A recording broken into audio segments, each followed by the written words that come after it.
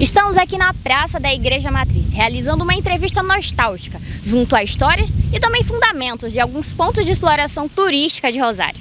Eu agradeço estar sendo entrevistado por você, Marina Mendes, nossa colega de trabalho, que de acordo com a nossa vida, a nossa experiência política, até também cultural, para historiador também que eu sou, aqui com os assuntos específicos da cidade de Rosário, eu fui convidado pelas alunas do EJA, do Colégio Professor Joaquim Santos, que é uma honra imensa eu estar concedendo essa entrevista para elas, né? São alunas que estão em fase de formação, vão tirar o seu segundo grau, e praticamente os professores passaram algum trabalho para elas para falar sobre o nosso turismo, sobre alguma coisa da educação também, alguma coisa da cultura. Eu encontro-me aqui ao lado de 3 alunas. Qual é o seu nome? Me chamo Josi Rocha. Claudiane Santos Ribeiro. Claudiane Pereira Santos. Gostaríamos de saber, né, chegou ao meu alcance que você é o ex-secretário de turismo daqui de Rosário, né?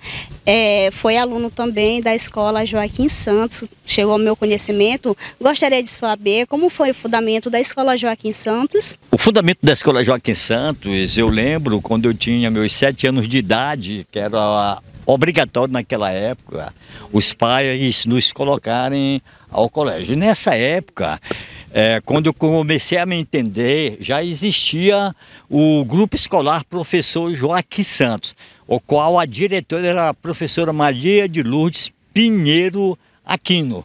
Professora Lourdes, que era a esposa ali do seu... morava ali perto do correio, em frente ao correio. O marido dela tinha até um carro, tem um pessoal ali de Pinheiro, que até hoje ainda tem, onde tem aquela... tem uma empresa que vende açaí, né? Eu até esqueci o nome agora. Portanto, ela que a minha educação no colégio começou pela professora Maria de Lourdes Pinheiro aqui, no qual eu devo muito, muito a ela. Hoje eu sou aluna do professor Wilton, né? E eu gostaria de saber, naquele tempo, quem foram seus professores da escola Joaquim Santos? Boa pergunta. Eu fiz aqui um retroativo aqui na minha vida de aluno de primeiro grau, primeiro ano atrasado, né? Quando a minha primeira professora foi Zeca Aquino, que nós chamávamos dela de Zeca Marreca, que era irmã de Zé Cocó, filha de Gadi e filha de Juvenal. Hoje ainda tem uns familiares deles aqui na cidade de Rosário. E muito importante também que eu tive um colega de Joaquim Santos, o professor Marcelino. O professor Marcelino, ele tinha uma comorbidade física, né? Ele andava com as muletas, e depois de aluno ele se transformou em um grande professor de matemática. Eu lembro bem que naquele curvão onde construiu agora aquela quadra ali nós jogávamos bola, e o professor Macico, como era assim chamado, ele era o goleiro, e quando nós chutávamos a bola, passar por cima não valia, porque ele não poderia pular, né? Portanto, é uma história, nós temos uma história muito linda dessa época nossa de criança. Eu gostaria de saber também como funcionava a educação naquela época. Bom, naquela época a educação era muito diferente de hoje. Primeiro, nós não tínhamos essas vantagens que os alunos de hoje têm, as facilidades, transporte, merenda escolar. Nós, além de sermos filhos de pessoas humildes, pais pobres, né? Nós trabalhávamos também e estudávamos, e a lei não proibiam de nós estarmos pescando na beira do rio, contudo que nós tínhamos a responsabilidade de estarmos no horário do colégio. Naquela época era muito diferente de hoje. Nós podíamos pegar um beliscão, como eu pegava da professora Lourdes, eu pegava a palmatória, a professora Lourdes nos botava na fila na hora da aula de matemática e ela fazia a tabuada. Eu sou da época da tabuada. Ela perguntava a tabuada: 2 mais 1, 3 vezes 2. Aquele que errasse e o aluno acertasse, o aluno batia na gente naquela época.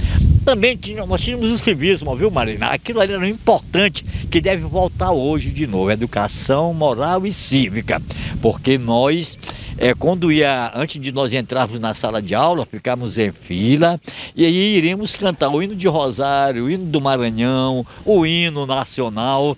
Portanto, nós já entrávamos na aula preparada, não tinha aquelas confusões como tem hoje. Aluno respeitava os professores. Os professores eram os segundos pais da gente. Quando a gente apanhava lá numa palmatória com beliscão, as nossas mães, minha mãe me batia também, porque sabe que eu fiz traquinagem na escola, mas felizmente hoje esses alunos, eles vivem totalmente diferente da nossa época. Naquela época nós aprendemos que o ensino era verdadeiro. Hoje é tudo virtual, hoje é celular, e nessa época nós tínhamos que pesquisar, nós não tínhamos o livro, nós iríamos para uma biblioteca pública, para alguma coisa. Naquela época se pegava jornal, livro emprestado de A, B e C, para nós poder chegarmos onde nós estamos aqui. Inclusive, nós tínhamos o ditado e a cópia. No primeiro ano, nós começávamos com a cópia, copiando do livro. Ainda errávamos ainda. E depois que estava adiantado, aí nós passávamos já a fazermos os ditados. A professora fazia o ditado, pegava um texto, nós iríamos escrever, depois ela ia corrigir. Certo? Então, por isso que nós aprendíamos. Seu Nonato, gostaria de saber na época, qual é uma lembrança que te marcou bastante? Você contando um pouquinho dessa história, eu recordei algumas coisas na minha infância. Na verdade, você foi profundamente aqui, me trouxe duas lembranças importantes, de acordo com a sua pergunta. O que marcou mais minha vida é que quando nós íamos para o colégio, nós tínhamos o reforço, que era a aula particular. E eu fui para o colégio 2 horas da tarde, eu estudava pela manhã no Joaquim Santos. Quando foi 11 horas da noite, eu ainda não tinha chegado em casa. O meu pai foi lá para saber, ela me prendeu porque eu não sabia dar a lição. Eu acho que os alunos de hoje, a educação deveria voltar ao que era, viu, Marina? Ao que era, porque é importante, nós aprendíamos mesmo. A outra coisa que me marcou foi quando eu estava fazendo uma traquinagem lá na sala de aula. A professora Maria de Lourdes, que era a diretora, chegou, pegou no meu braço assim, deu um beliscão, me levantou, porque ela era gorda, né? Eu magrinha, ela me levantou e ficou a marca. Quando eu cheguei em casa, ela foi lá, já dica, teu filho fez isso assim, olha nele. Quando a mamãe olhou, pronto, eu peguei outra pisa. Portanto, gente, eu aprendi alguma coisa, eu aprendi a ser gente. Você poderia me contar um pouquinho da história da ferrovia, como foi que chegou aqui em Rosário? Que ano? Você poderia me contar? Você mexeu agora a fundo comigo, que é justamente o trabalho que eu desenvolvi aqui com carinho, com amor, porque o turismo é que eu vejo a possibilidade de nós gerarmos emprego e renda para aquelas pessoas que não tiveram oportunidade de ter um emprego federal, municipal, estadual e vivem hoje na formalidade, na informalidade, vendendo aí o ambulante, porque no turismo se vende um bombom, se vende de tudo. E como você me fez uma pergunta em relação à história da estação, é muito bonita. Em 1906, nós tivemos um governador, um filho ilustre de Rosário, chamado Benedito Pereira Leite. Ele, antes de ser governador do estado do Maranhão, ele foi promotor, foi juiz de direito, ele era advogado, ele foi deputado federal, deputado estadual, foi senador e ao mesmo tempo deputado federal. E quando ele foi governador em 1906, o presidente da República, Afonso Pena, autorizou a construção da estrada de ferro Timon-São Luís, que hoje chama-se São Luís Teresina, né? Mas é Timon-São Luís. E quando ele recebeu, o Benedito Leite recebeu o licenciamento ambiental pela estrada, que ele viu que o projeto não contemplava a beira do rio Itapecuru, contemplava hoje onde é a BR 135, que nessa época, de lá para cá, de Timon para cá, não tinha uma cidade nesse percurso até aqui, São Luís do Maranhão. Enquanto que, pelo rio Itapecuru, tinham 50 e poucas cidades. Então, o que ele fez? Não deu licenciamento e convidou Afonso Pena, o presidente da República, para vir ao Maranhão. Isso foi em 1907 que ele veio no Maranhão. Ele veio. Como que ele foi até Caxias? Eles saíram no vapor Barão de Grajaú de São Luís, ali pela Baía de São Marcos, não tinha ainda a ponte do Estreito do Mosquito, que ali é o rio Itapecuru, certo? Ele saiu aqui no Mojó, num vapor, num navio vapor. Quando chegou na nossa cachoeira de Rosário, eles encalharam, porque tinham muitas pedras. Como foi para eles saírem? Eles tiveram que dinamitar uma parte das pedras e também levaram os bois para ajudar a puxar para poder sair de cima das pedras, que era uma embarcação muito grande. Eles conseguiram, depois de uns 5 dias.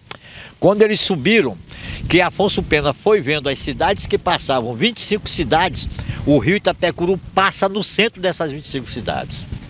Aí, quando ele chegou em Caxias, ele chamou para Benedito Leite. Benedito Leite, está autorizado a fazer a estrada de ferro de Timon a São Luís, como você quer, às margens da beira do rio Itapecuru. E isso alavancou a nossa economia. Isso para Rosário foi uma beleza. Mas só que, infelizmente, em 1908, Benedito Leite adoeceu e ele foi para a Espanha, uma cidade chamada Eires, na Espanha. E lá ele não voltou mais com vida. Voltou morto, ele morreu, mas a estrada de ferro São Luís Teresina começou. E outra coisa, essa estrada de ferro, ela empregou muitos rosarienses, que naquela época eram os homens mais ricos que tinham aqui, porque ganhavam bem. Assim, eu gostaria de saber se aqui em Rosário existe atrativo turístico. Olha, é claro, no turismo, gente, quando não se tem, que Papai do Céu não nos dá, nós podemos fazer. Rosário tem uma potencialidade turística tão grande que nós não perdemos para várias cidades que hoje são consideradas cidade turística. Nós fizemos um trabalho em 2013 de diagnósticos da nossa potencialidade turística, principalmente o nosso rio Itapecuru tem uma riqueza exuberante.